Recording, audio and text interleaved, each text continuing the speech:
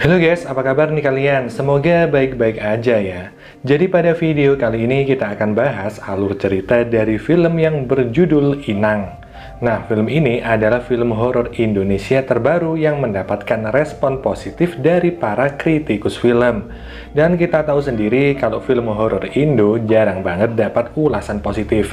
Jadi sebagus apa film ini, kita langsung aja ke isi cerita film selengkapnya.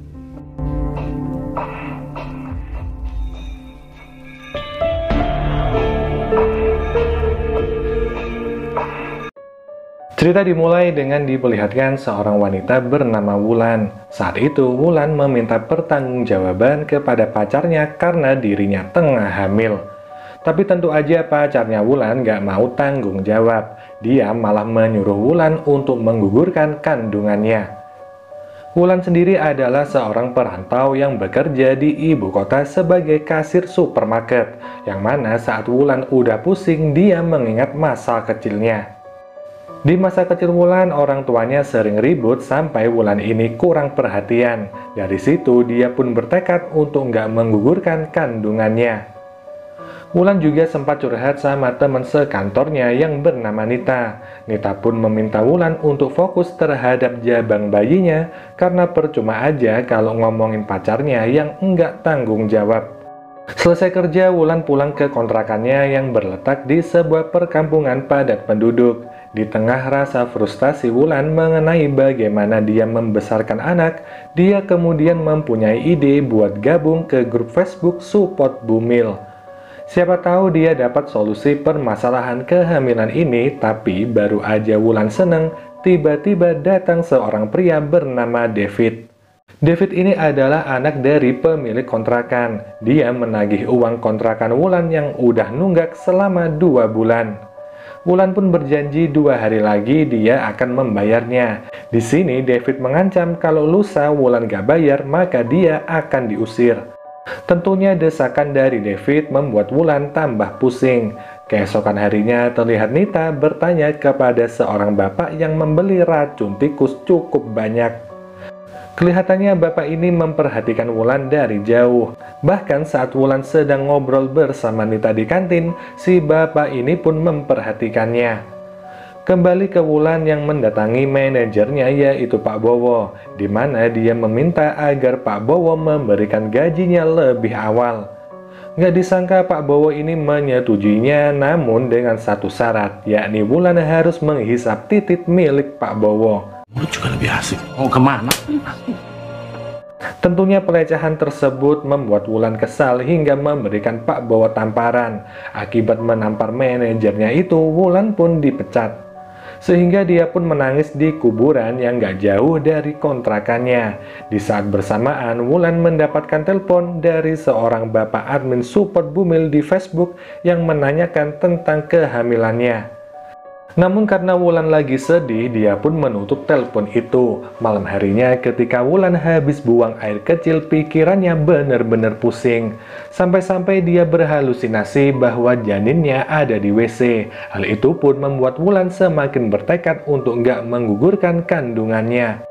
Dia lantas menelpon Bapak Admin Support Bumil dan menceritakan tentang masalahnya. Bapak Admin pun memberikan 2 solusi untuk permasalahan Wulan. Yang pertama yaitu admin akan membantu Wulan mencarikan tempat aborsi. Sedangkan yang kedua, Bapak Admin akan mencarikan orang tua asuh untuk bayi Wulan. Tentu aja Wulan ini memilih opsi kedua. Di hari berikutnya, Wulan pun bertemu orang tua asuh yang dicarikan sama Bapak Admin. Mereka adalah pasangan suami istri bernama Pak Agus dan Ibu Eva. Di sini mereka memperkenalkan diri dan bilang kalau udah lama mereka gabung di grup Facebook Support Bumil. Bu Eva pun bilang kalau Wulan setuju mereka jadi orang tua angkat bayinya, maka Bu Eva akan membiayai semua vitamin dan asupan yang dibutuhkan Wulan. Bu Eva juga menyarankan Wulan tinggal di rumahnya, supaya dia dan juga Pak Agus bisa lebih mudah merawat Wulan dan calon bayinya. Di sini Wulan gak langsung percaya dengan ucapan dari Ibu Eva dan juga Pak Agus. Wulan meminta waktu untuk memikirkan terlebih dulu keputusan untuk memberikan anaknya atau enggak. Begitu sampai di rumah, Wulan pun kaget ketika David ada di depan kontrakannya. David menagih uang kontrakan yang dijanjikan Wulan tempo hari. Namun karena Wulan nggak punya duit, akhirnya dia pun diusir dari kontrakan itu. Karena bingung harus tinggal di mana, Wulan memutuskan untuk pergi ke kosan Nita. Wulan, ikutan yuk. Hingga tanpa disangka ternyata di kosan ini Nita lagi main sama Pak Bowo. Wulan pun langsung pergi dari sana, dan karena nggak ada pilihan lain, Wulan akhirnya menghubungi Pak Agus dan menerima tawarannya. Walaupun belum 100% Wulan percaya sama mereka, Wulan terpaksa melakukannya sebab benar-benar nggak ada yang bisa menolongnya. Begitu sampai di rumah Pak Agus dan Bu Eva, mereka menyambut Wulan seperti anaknya sendiri. Meski begitu, Wulan sempat takut saat melihat pajangan harimau yang ada di dalam rumah. Namun di sini Bu Eva memintanya jangan khawatir dan dia juga memberikan Wulan kamar yang bagus. Apalagi Ibu Eva juga sangat perhatian kepadanya, sampai-sampai menyuruhnya mandi pakai bunga melati. Ibu Eva juga mendatangkan seorang dokter untuk mengecek kesehatan kandungan Wulan. Tentunya kehangatan yang diberikan Pak Agus dan Bu Eva membuat Wulan seperti mempunyai kedua orang tua. Dia lalu bercerita kepada Bu Eva tentang bagaimana masa lalunya. Orang tua Wulan dahulu sering bertengkar sampai-sampai membuat mereka cerai. Dan hal itu juga membuat Wulan untuk merantau ke Jakarta. Wulan ingin anaknya bisa mendapatkan hidup yang lebih baik darinya. Dan singkat cerita, pada suatu hari, Wulan mencoba membaca buku cerita yang diambil di rak buku milik Pak Agus. Di mana saat sedang membacakan komik itu untuk jabang bayinya, Wulan menemukan sebuah lembaran kertas. Kertas itu berisikan peta yang aneh. Gak lama setelah melihat lembaran itu, Wulan bermimpi aneh, di mana di dalam mimpinya, dia berada di halaman belakang Pak Agus sedang berbaring. Tiba-tiba datang seorang wanita yang memakai pakaian Jawa. Wanita itu menghampirinya dan terlihat ingin mengambil anak Wulan. Saat terbangun dari mimpi buruknya itu, Wulan pun penasaran sebenarnya peta apa yang dia lihat kemarin. Untuk itu, Wulan pun menyusuri halaman belakang Pak Agus, di mana ternyata tempat itu persis seperti mimpi buruk dari Wulan. Gak berapa lama datanglah teman dari Bu Eva dan juga Pak Agus, yaitu seorang dukun bernama Ki Ageng. Wulan pun disuruh untuk rebahan di kamarnya, karena Ki Ageng akan membacakan sebuah mantra. Di sini Wulan pun ketakutan sebab Ki Ageng membacakan sebuah mantra dalam bahasa Jawa. Apalagi saat Ki Ageng memberikan Wulan asap dari menyan, dia pun mengalami mimpi buruk.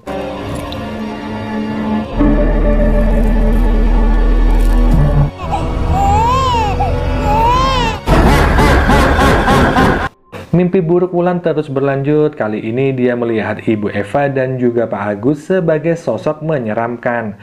Gak sampai di situ, Wulan juga melihat wanita berpakaian Jawa di mimpinya tempo hari. Tentu aja hal itu membuat Wulan takut dan bilang kepada Bu Eva kalau dia mulai merasa gak nyaman di rumah ini. Mendengar hal itu, Bu Eva langsung mendatangkan bidan untuk mengecek keadaan jabang bayinya. Bu bidan bilang kalau jabang bayi Wulan baik-baik aja. Di sini Wulan pun menceritakan kondisinya saat Bu Eva pergi, yakni semenjak Ki Ageng membacakan mantra, dirinya merasa aneh. Wulan, nggak usah khawatir ya. Bu bidan lalu meminta kepada Wulan untuk tetap tenang karena Bu Eva dan Pak Agus melakukan hal itu semata-mata agar bayi Wulan sehat. Setelah itu, Wulan pun menelpon Nita dan menceritakan kondisinya. Wulan juga bilang kalau dia mengenal Bu Eva dan Pak Agus dari Facebook. Nita pun terkejut ketika mengetahui hal tersebut, dan karena mendengar hal itu juga, Nita meminta Wulan mengirimkan lokasinya. Nita bermaksud untuk berkunjung saat hari libur tiba. Bersamaan dengan itu, ternyata ada Bu Eva mendengar obrolan Wulan. Bu Eva kemudian mengajak Wulan ke taman miliknya, dan di sana Bu Eva menyuruh Wulan mengajak temannya ke rumah ini. Di sisi lain, Pak Bowo dan juga Nita lagi asik main di kontrakan. Yang mana sesaat setelahnya datang seorang ojol yang mengantarkan sate. Di sini Nita bilang kalau dia merasa nggak memesan makanan sama sekali. Namun karena Pak Bowo lagi lapar, dia pun mengambil makanan tersebut tanpa mengetahui efek yang akan ditimbulkan. Dan dari sini pun kita tahu wujud asli dari Pak Agus. Ternyata makanan tersebut telah diracun sama Pak Agus. Sebab dia nggak pengen Nita datang mengunjungi Wulan di rumahnya. Nita pun dihabisi oleh Pak Agus, sedangkan Pak Bowo dijadikan seolah-olah kalau dialah yang membunuh Nita. Setelah beberapa hari berlalu, Wulan pun mencoba menghubungi Nita, namun nggak ada jawaban sama sekali. Nggak lama setelahnya datang anak dari Pak Agus dan Ibu Eva, yaitu Bagas. Selama ini Bagas bekerja dan menetap di Singapura, dan alasan dia pulang ke Indonesia karena dia udah dipecat. Entah kenapa kedatangan Bagas ini membuat Bu Eva dan Pak Agus menjadi resah. Wulan yang juga belum tahu siapa yang datang lalu menguping pembicaraan mereka. Hingga secara nggak sengaja dia memecahkan pot bunga. Disinilah Bu Eva dan juga Pak Agus memperkenalkan Wulan kepada Bagas. Wulan pun menguping lagi pembicaraan mereka, yang mana Wulan melihat tubuh Bagas yang penuh dengan tato. Hal itu membuat Wulan merasa kalau dirinya semakin gak aman. Wulan lalu memutuskan untuk kabur dari rumah ini, namun sayang dia sama sekali gak punya duit. Karena hal itu juga dia pun terpaksa mencuri uang dari dompet Bagas. Akan tetapi dompet Bagas ini gak ada uangnya sama sekali. Tapi Wulan gak menyerah untuk mencuri uang Bagas. Di lemari dia mencoba mencari-cari uang hingga tiba-tiba aja Bagas dan Bu Eva datang. Beruntung Wulan berhasil sembunyi di dalam lemari. Dia mendengar percakapan mereka yang mana Bagas menanyakan tentang pembantunya yang bernama Mbok Iem. Sampai ketika mereka udah pergi, Wulan berusaha keluar dari kamar Bagas. Tapi ternyata Bagas masih ada di kamar hingga dia pun ketahuan. Bagas lalu menginterogasi Wulan dan menanyakan apa yang dia lakukan di sini. Wulan menjelaskan bahwa dirinya butuh uang untuk segera pergi dari rumah tersebut. Sebab dia merasakan hal-hal aneh yang dilakukan oleh orang tua Bagas. Beruntungnya Bagas berbaik hati dan gak memberitahukan hal ini kepada orang tuanya. Keesokan harinya Wulan pun memberanikan diri untuk bicara sama Bu Eva kalau dia berubah pikiran. Namun di sini Bu Eva memohon kepada Wulan agar nggak membatalkan perjanjian mereka.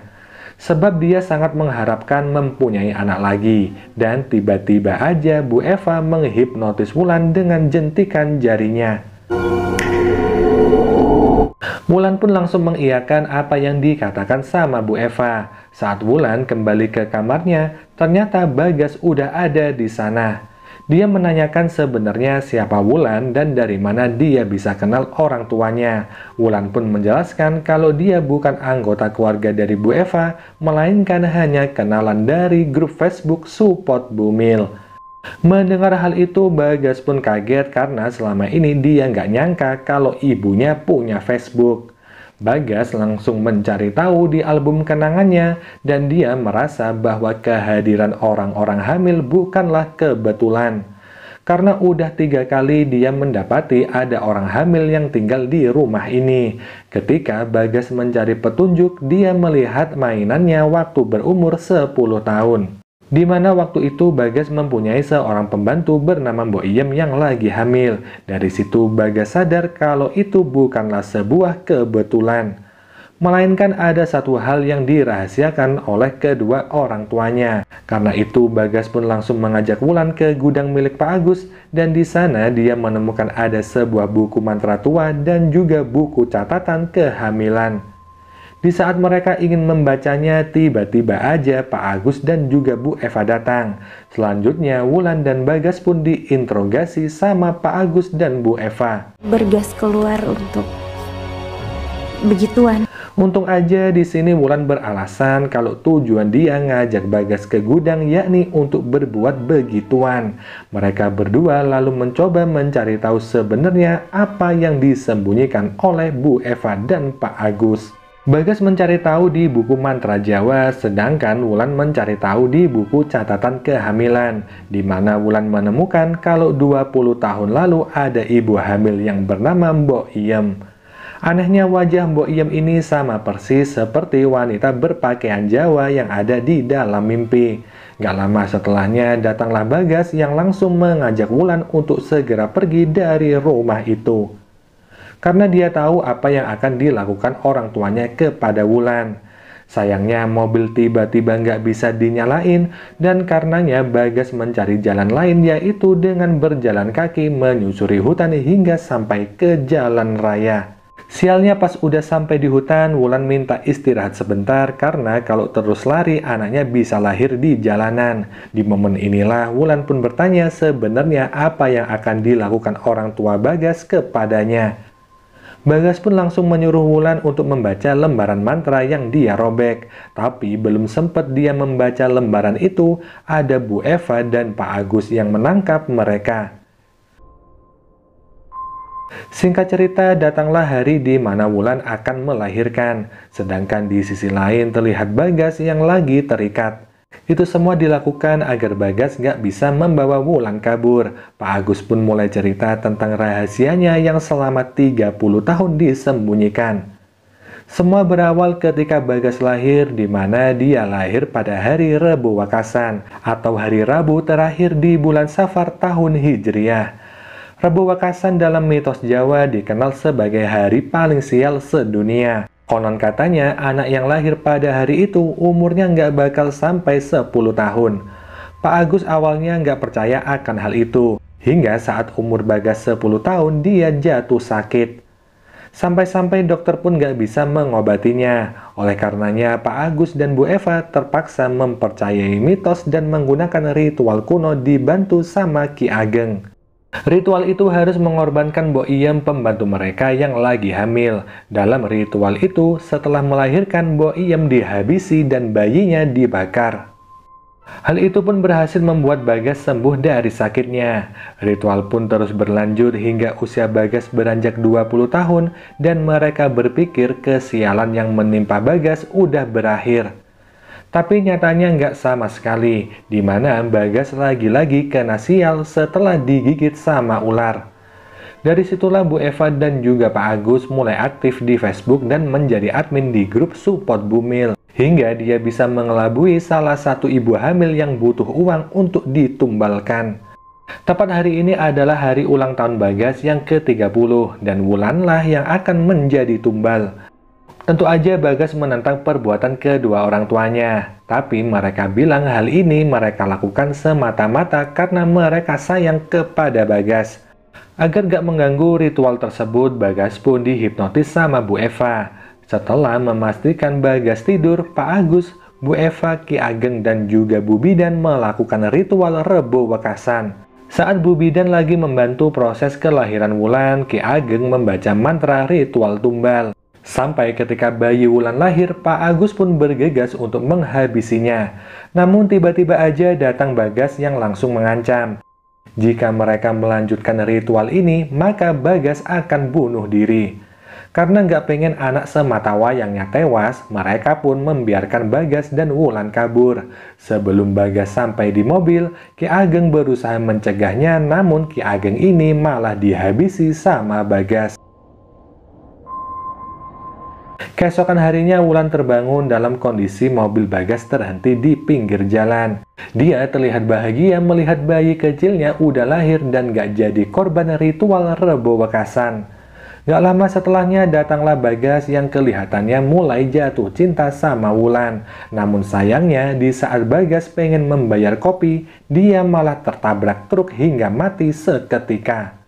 Setelah 10 tahun berlalu, terlihat Wulan dan anaknya. Entah kenapa di sini Wulan gak mengizinkan anaknya keluar dan mungkin aja semenjak kejadian tewasnya Bagas 10 tahun lalu, Wulan percaya akan mitos Rebo Wakasan. Sebab anak Wulan emang lahir tepat di hari itu, di mana Wulan malah mengikuti jejak Pak Agus dan Bu Eva, yakni menghabisi orang hamil dan membakar bayi agar anaknya bisa terus hidup. Lalu film ini pun berakhir.